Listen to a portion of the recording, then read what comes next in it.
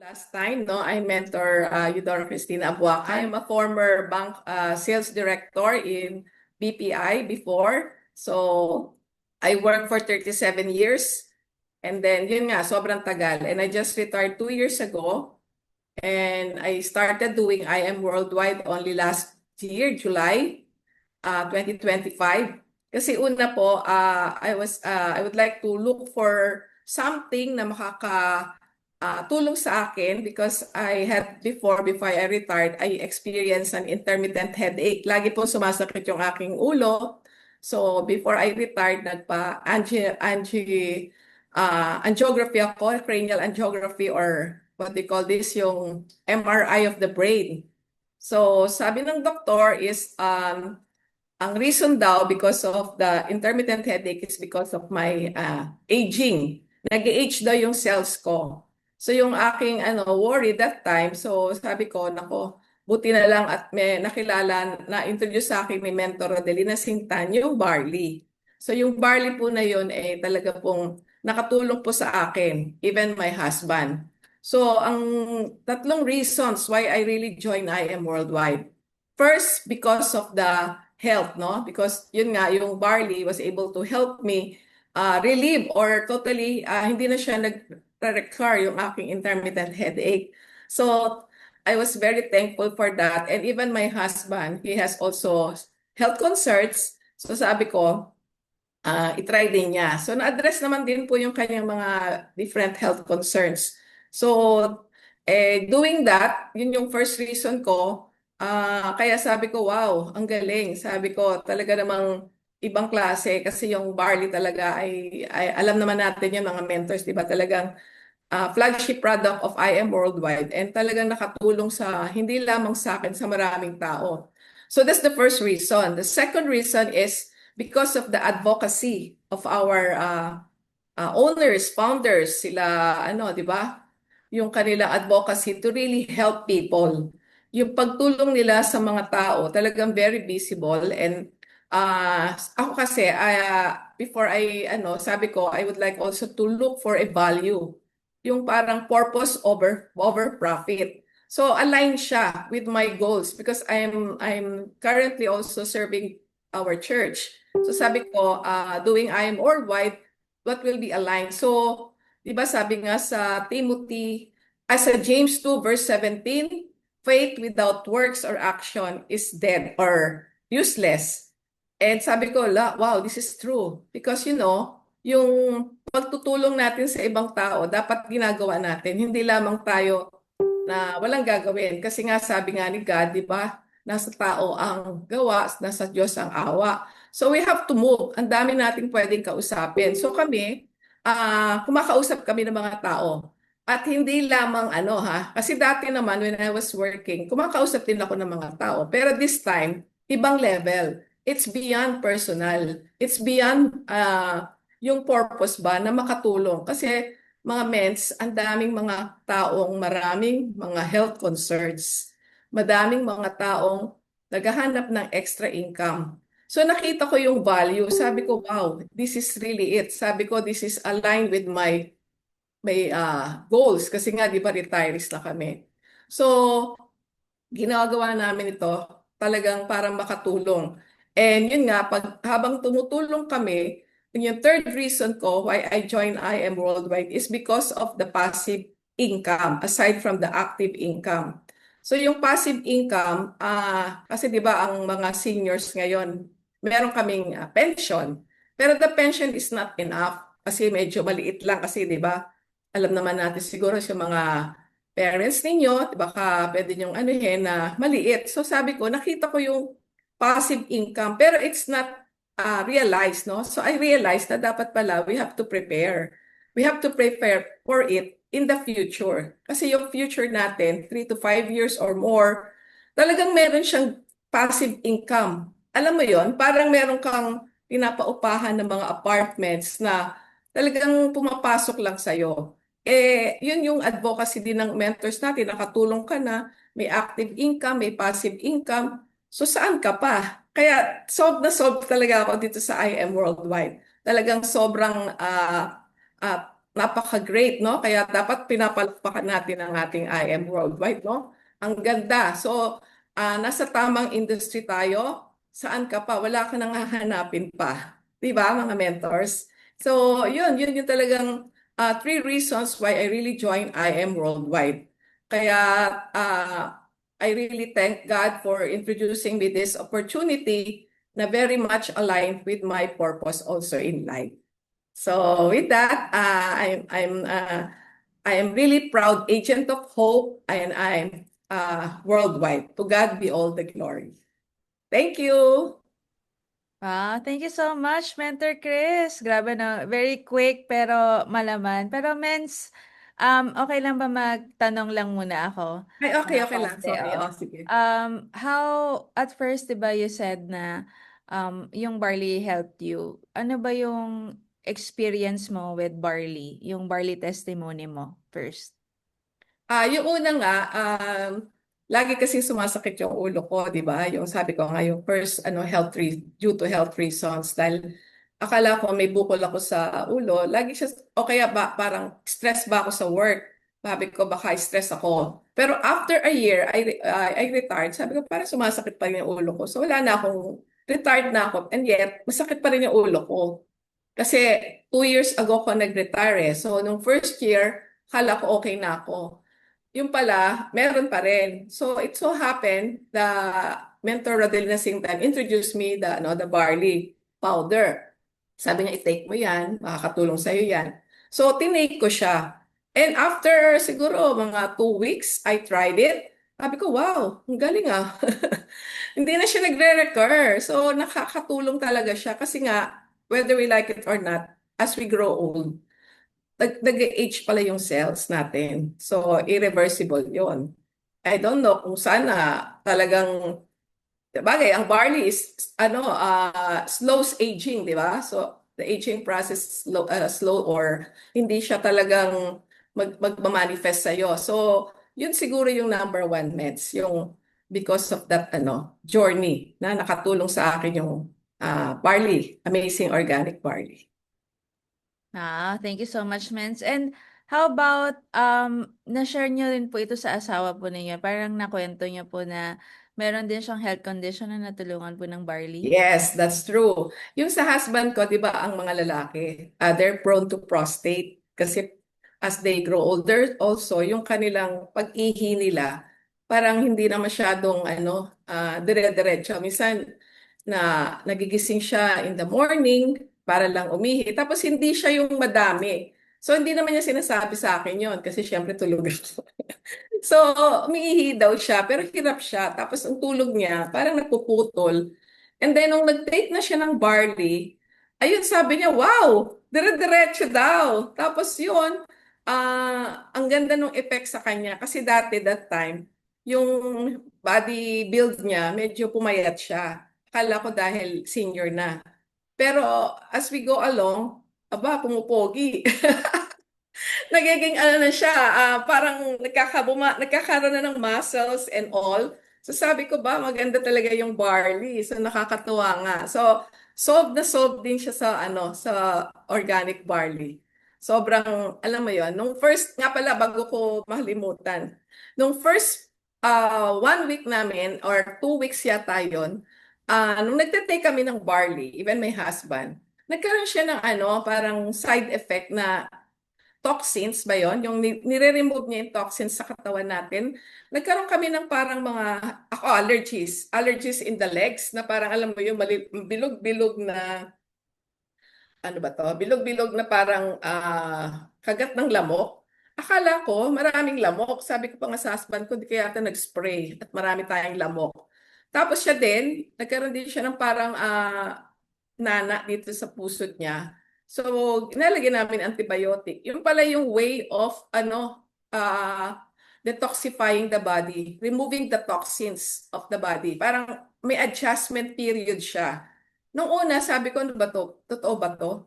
Yung pala, tapos after, siguro, a week, bigla siyang nawala. As in, nawala talaga yung aking mga allergies. Tapos yung mga parang kagat na mga red-red spot-spot doon sa legs ko. Tapos yung husband ko ngayon, hindi na nagkakaroon ng ano ba tawag doon, yung sa nana ba yun?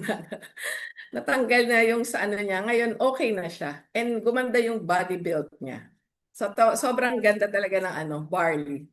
That's nice, Mens. Pero, ilang sachet po yung ininom nyo at first? At first, we took one sachet for a month.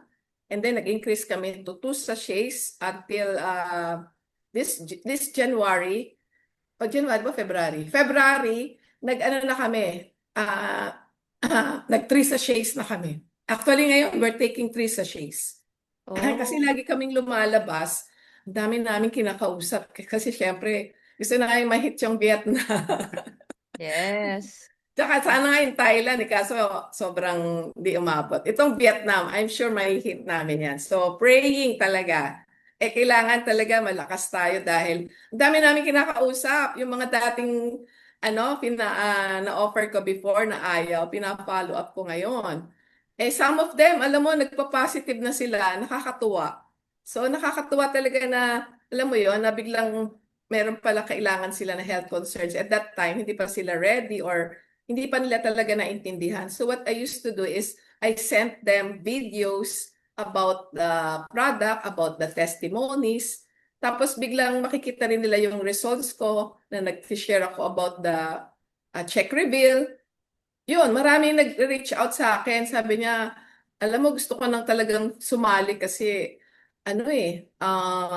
nasa bahay lang ako, nagti-TikTok ako, wala naman akong kinikita. Baka pwede na akong kumita dyan, sabi niya sa akin. Sabi ko, sige, join ka na. Even my friends, my closest friends, sa last year, ayaw nila. Sabi na, naku, multi-level marketing yan. Hindi yan, kasi napasok na daw sila, ganyan. Pero now they join. Kaya talaga, nakakatuwa na talaga yung efforts mo before, nagkakaroon na ng Siguro because of health also. Ang dami ko nang na-encounter ng mga tao na ang daming health concerns. Yung simple constipations, na hindi nakakatulog, hindi nakakapupo, grabe. Yun talaga, lalo na sa senior citizens, problema talaga nila yung constipation. Pero now they're happy because of the organic barley. Wow, grabe yung testimony, Mens, no? Kasi Oo. may mga ganyang moments na nag-try ng barley pero merong effect. Pero ano mapapayo mo, Mens, dun sa mga naka-experience dun? Kasi for some people, tinitigil na nila agad yung pag-inom pag may nakita silang mga allergies. Pero with you, Mens, anong mapapayo mo sa kanila? Yeah, nang na-experience namin yon, naglagay naman din ako ng mga ointment, kala ko talagang kagat ng lamok.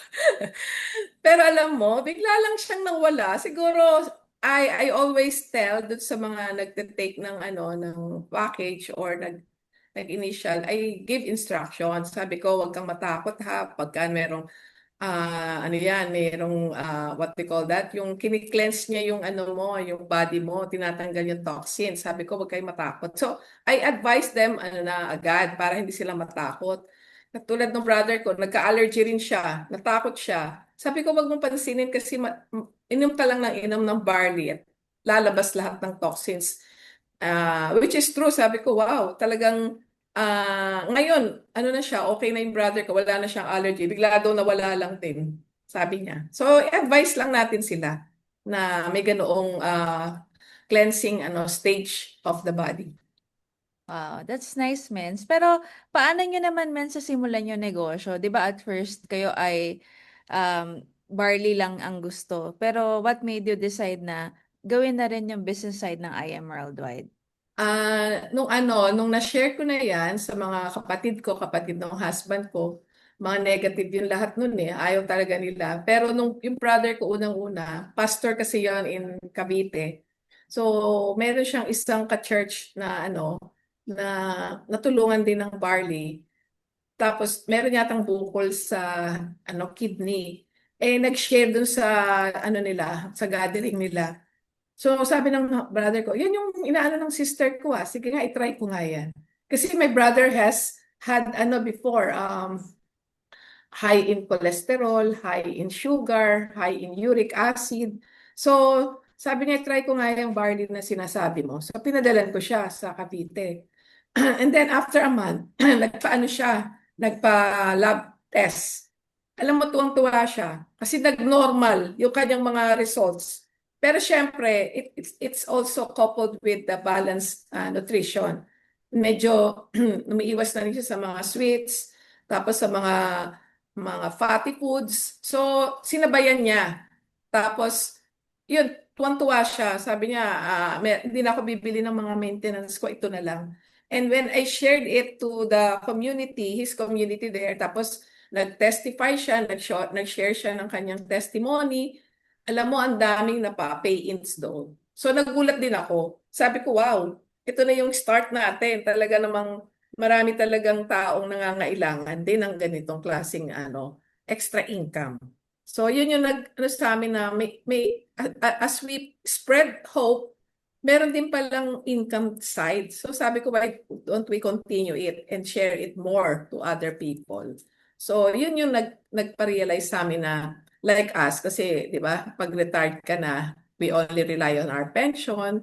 Pero other than that, syempre, mas maganda yun, we have our own source of income para hindi kami ihingi sa anak ko kasi I have two children. Although my two children are already professionals, my daughter pala is in Australia, in Melbourne. She's already a Australian citizen. And once in a while, we visited her there during Christmas. 2 Christmases doon kami nag-spend ng Christmas.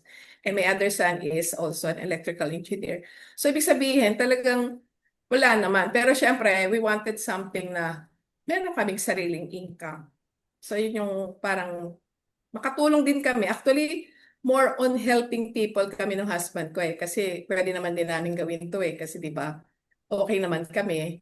Pero nakita ko yung value dun sa mga taong hindi makabili ng gamot. Sa simbahan kasi namin, meron ako nakita dong hindi raw siya makabili, wala raw siyang pera. So, binigyan ko ng barley. Free. Marami ako binibigyan ng barley na hindi makabili. So, pinapatest ko, pinapasample ko, natutuwa sila. And then sabi nila, paano ba yun? So, doon nagkakaroon na ng ng exchange ng gusto rin nila magkaroon ng extra income. So, doon ako nag-share afterwards. Wow, that's amazing. Galing, no? From barley testimony to now also sharing the business. By the way, Yeah. Mens, nakwento niyo po si husband niyo po ay member din po, di ba? Ano po bang Yes. background ni Mentor Ay, and okay. Yung husband ko is a former seafarer. So, almost, siguro more than 25 years siyang seafarer.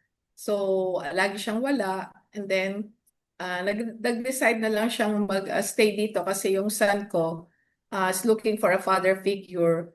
So, ano na siya, nag-decide na lang siya to stay here sa Philippines. Yun nga, nagkaroon naman kami ng konting leasing, so may income. Sabi ko, dapat magkaroon ka ng other income other than your salary. So nagkaroon naman kami ng extra income din doon sa leasing namin. So, tapos yun nga, na subaybayan yung anak ko na lalaki, nagbunga naman yung kanyang guidance because as of today, my son is really, is working already in Meralco, electrical engineer. And alam mo bang aking son na yun, talagang worth it yung kanyang pag-guide dun sa anak ko. Kasi imagine, top 9 sa electrical engineer board exams and then magna cum laude. galing? So worth it now is working in Meralco as electrical engineer. Ah, that's nice. So, kayo po Yes. ay power couple sa I Am Worldwide. Pero hiwalay po kayo na accountments, no? Yes, hiwalay kami. Pero yun nga, ako, tinutulungan ko rin yung husband ko. Tulungan kami rito eh. Kasi that time, sabi ni Mentor Rodelina, mas maganda raw paghiwalay. So hindi kami nag-couple account. So okay naman kasi meron siyang income, meron din akong income. Pero we're doing it both kasi ako din yung nag-share dun sa mga guests niya. Mm. Ako din nag-guess. And then nga, makakatuwa din kasi inaral ko talaga yung yung presentation. So, kaya ko na siya mag-present even on my own kasi si Mentor Rodelina, minsan busy siya. So, nagpe-present na ako dun sa mga kakilala ko. Mas paulit-ulit ko kasi pinapanood ko yung trainings, yung mga video. So, yung IBP. Very simple lang yung sinasabi ko, not really yung katulad ng mga powerful speakers in the office, talagang ang gagaling ng mga yun eh. Yung sa akin pa naman, naintindihan nila and then yung value lang, kung ano ba yung concern nila. Is your purpose is about health or is about doing extra income? Pag sinabi naman nila, health muna. Tapos pag sinabi, o sige, isama mo na rin yung income. Later on, I'll do it also. So, ganun lang yung ginagawa namin. So, yung husband ko, susunod siya na magpe-present. Nahihiya pa siya eh.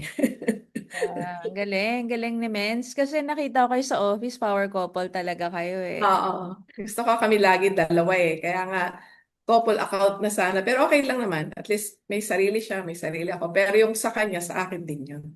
Yun. True. So, Mens, paano nyo naman po na palaki yung team ninyo and saan po ba yung team nyo right now? Okay. Actually, I started with my ano muna, mga family. May two children and then yung mga kapatid ko, I asked them to join and then my husband also, yung mga kapatid niya, and then my friends. I started with a warm market, my inner circle. So doon ako nag-start. Basta nag-along ako, nag-share ako, and then I told them about the barley, and then afterwards, ngayon, I'm also already expanding to other markets. Even here in our village, nagsishare na ako dito. Even in our church community, nagsishare na ako. So nag-expand na ako.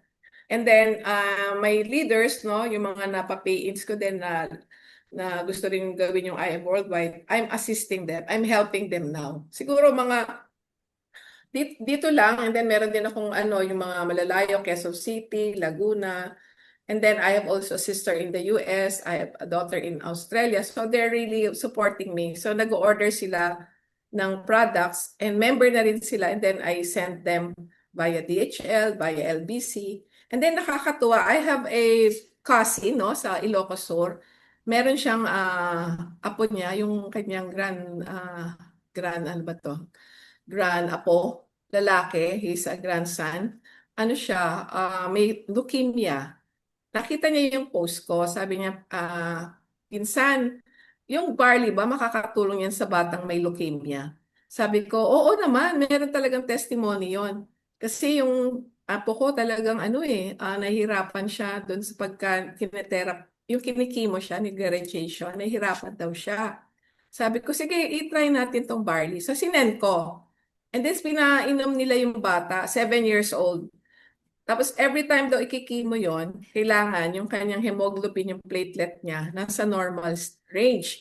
Tapos yung maraming bata doon maraming leukemia yung bata doon, nakapila. Pero nakaschedule. So lahat daw yon, kailangan ma-stabilize mo na yung kanilang blood hemoglobin, platelet na normal before they will be given radiation.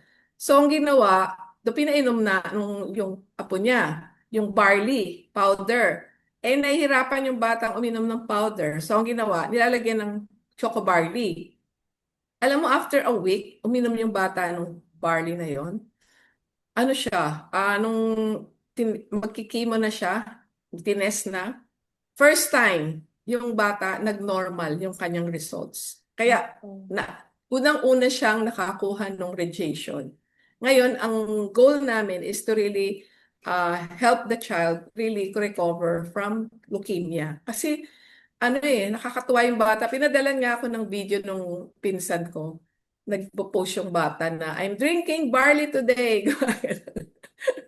Nakakatuwa. So, ibig sabihin, through Facebook lang ako minsan. Hindi ako nag-TikTok or paid ads. Hindi pa ako dun eh. So, hindi ko pa wala pa ako sa ganong stage. Pero gusto ko sanang aralin yon. So, nandun pa lang ako dun sa Facebook. And then, people are really reaching out to me when they saw me, I'm posting some mga about I Am Worldwide, about the results, about the benefits of the product. So, may nagre-reach out talaga, men. So, siguro doon nag-start din yung aking pag-share no, about the I Am Worldwide. Wow, that's amazing. 'Di ba nakarating na ng Ilocos? Ilocos Sur, oo. Oo, galing Mens. Siguro baka may question yung Team Eagle sa chat lang kayo diyan, pero ako may question pa Mens. Since mataas na po yung katungkulan niyo before men sa work 'no, ano po yung sa tingin niyong difference, dun when you are in the corporate world versus na nasa business ka na ngayon? Ito talaga, I would say, kasi when I was working, yung time ko talaga is really very busy. Kasi I handle branches. Yung branches kasi, di ba, lahat, operations, sales, audit. So even during vacation, when I'm out of the country, talagang yung phone ko, 24/7 yon. I have to attend or to respond to some mga concerns of the branches. And then if there are Zoom meetings, I have to attend. I have to be there. Kaya hindi ko masyadong na-enjoy yung aking vacation before. And then, syempre, iba-iba yun kasi syempre you have to attend to that. Unlike here, no, meron siyang time freedom wherein you could manage your own time, no? Pwede mong gawin. Minsan, if you want to wake up, hindi naman, kasi when I was working, I always woke up mga early, 5 o'clock, ganyan. Then I go home at late night kasi maraming mga inaatinan. So, actually during my work, I developed asthma eh. Nagkaroon ako ng asthma during kasi I'm driving kasi. So, I drive 2 hours going to work, 2 hours going back to home. So, na-develop ko talaga yung ganon. And then, eventually, yun nga, sabi ko nga, yung super busyness ko, nag-suffer din yung health ko. Kasi, yeah, ayun, nagkaroon ako ng asthma. And then, nagkaroon din ako ng osteoporosis, ganyan. So, ibig ko sabihin, iba talaga ang work. Although, I'm also enjoying it before kasi I talk to people, I get exposed to the different kinds of people. Tapos ngayon, yung dito sa IM Worldwide, mas ano siya, mas hindi siya ganun ka-toxic. Hindi siya may time freedom at the same time, yung financial freedom, I'm looking at that. And then nga, mahilig din kami mag-travel ng husband ko. Nung nakita ko yung free, syempre mag-free tayo, di ba? Dahil magastos, mag-travel. Although when I was still in the bank, I was able also to get some free travels because we also hit some goals. So pag na-hit ko yon, naka-travel naman din ako. Pero this time, ano yon, parang hindi katulad dito sa yung kwento nga ng mga distributors na naka-travel sa katulad mo, Ben, sa dahil mong pinupuntahan. So na-amaze din ako doon kasi sabi ko, why not do it and then have a free travel for free? Diba? Libre. Iba libre ah. Yes, galing. So Mens, ano naman mapapayo mo sa mga gumagawa na I Am Worldwide pero part-time pa muna sila nag-start? Okay.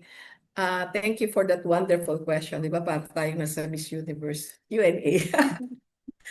Ang sabi ko dun sa mga nagpa-part-time, okay lang din. You just continue muna what you're doing kasi kailangan mo rin ng panggalaw, di ba? Panggalaw sa mga monthly expenses. You really have to muna study first the business, study the company system, and then yung IM5, talagang workable talaga yung IM5, yung prospecting, yung inviting. Actually, yung dalawang yun ang critical. Also the closing and follow-up. Yung presentation, okay lang eh, kasi you present it, kasi meron naman tayong default na presentation. But the crucial there is really the closing and follow-up. Of course, yung una, yung dalawa, yung prospecting and inviting, talagang ano yun, challenge din yun. Kaya talagang you have to list down. Sino ba yung mga prospects mo? Sino ba yung kakausapin mo? And then, lista mo siya sa notebook. Ako naglilista kasi ako sa notebook. And then, minsan binabalikan ko yon, tinitingnan ko sino ba yung hindi pa nag-agree. Tapos babalikan ko siya, may message ko siya. Tapos padalan ko siya ng video, ganyan. And then, eventually, pagka talagang madami na siya, that's the time maybe you will decide na baka ito mas magandang gawin kong full-time. Rather than if I do it part-time, limited lang yung ano mo, yung galaw mo, di ba? Hindi ka masyadong makakahataw. Kasi you are bound with your work schedule. So mahirap din i-balance yun. Sometimes hindi mo talaga siya magagawa ng proper. So yun, Mets. Ayan. And last message mo naman, Mens, para naman sa nangangarap pa na makakuha ng maraming goals sa IM Worldwide, mga full-time and doing the business. Okay. Actually, no, I'm also learning, I'm also starting. And nakakatuwa nga si Mentor AK, nilapitan ako. Sabi niya, pwede ka ba mag-share bet? Sabi ko, parang it's too early. Kasi I have more things to do. Sabi ko parang, is it the proper time? Kaya ang masasabi ko lang is let's do it together. Let's listen to our top mentors, top earners, and then maybe we could also talagang mag-attend ng mga trainings, no? Kasi parang alam mo, yung fire up inside will still be there. Kasi pagka tumigil ka at hindi ka nag-attend ng mga ganon, maano ka mawawalan ka ng gana kasi syempre ayaw mong lumabas sa comfort zone mo. So it's really a good that you also have to go out of your comfort zone and try it. Ang daming, alam mo, nung last night sa ano ni Press AM, naka-attend ba kayo noon? Yung kanyang Zoom meeting. Sobrang believe talaga ako kay Press, no? Parang pastor siya kagabi. Parang Yeah. siyang may Bible study kagabi. Pero ang dami niyang in-inject na mga tips on how we could do IM worldwide. Sinasabi nga niya, di ba, mag-have faith in God and believe that you can do it. Kasi nga sabi niya, there's always a season for everything. So maybe hindi pa to yung tamang season because yun nga, may oras para dito sa winter.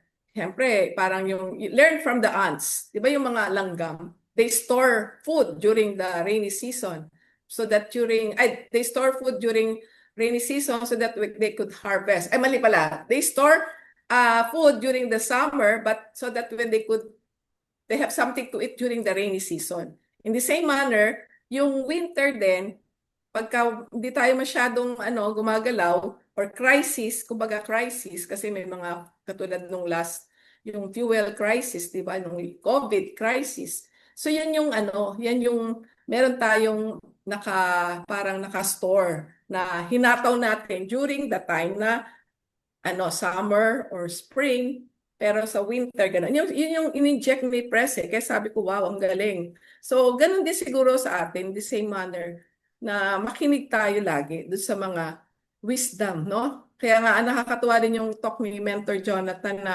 it's not enough na you know the knowledge, no? You know the information, but you really have to understand it. Because when you understand it, that's the time you apply the knowledge. Kasi kung hoard ka lang ng information but you do not apply it, it's useless. So you have to apply it so that later on, you will gain the wisdom. Yung wisdom kasi, it's really something that it's not overnight, but it is being workable. No? It's over time. So that's the time na mas maganda rin na magkaroon tayo ng mga ganong insights from our top mentors. So, ganun yung gawin natin mga mens. Kaya sabay-sabay tayong mag-level up. At saka hindi mo siya gagawin mag-isa rito, tulungan. Yun ang nagustuhan ko sa IM Worldwide. Wala siyang politika. Parang you lift each other up. Parang everyone wants to level up. So, sabay-sabay. So, yun yung vision na nakikita ko na gusto ni Press AM. Lahat. Mag-diamond mentors, mag-crown alpha mentors. So, halain mo yun. Kaya, I really advise, especially those young ones, no? Ang dami niyong opportunity. Yung mga hindi pa seniors. Kasi kami, we're already there Pero marami pang pupuntahan. Pero imagine yung length of time that you're going to do the business. Ang daming possibilities, ang daming potential, at marami pa kayong ma-achieve. So siguro yun, Mens. Maybe yun yung masasabi ko na gawin lang natin to. Magtuloy-tuloy lang tayo. And sabi nga, di ba, sa Galatians 6 to 9, Let us not grow weary in doing what is good and right, for at the proper time we shall reap the harvest. Yan. Wow, grabe. Ang galing-galing naman ng Mentor Chris. Palakpakan naman natin mga mens, no? Oh, Very well na-inspire lang din ako, said. Benz. Very well said. Napakagaling talaga. And always present sa MVP Day, sa lahat ng mga mentorings, webinars, and si Mentor Chris. Kaya naman, congrats na mens on your first million sa IAM. Malapit Ay, naman. nako po, Benz. Go. Yun. Go, go, go. Go, go, go tayo dyan. Yes. So tayo dyan, mens. Thank you, ha. Yes, Alam mo, mens. natutuwa ako kasi alam mo, when I speak, I also learn. Kasi Yes. along the way, nare-revive mo yung mga ginagawa mo. So maganda rin yung mga ating mga mentors here, no? Try to do also, be the speaker or sharer. Galing, kasi natututo ka from your own experience. Yeah. Thank you so much, Mentor Chris. Okay.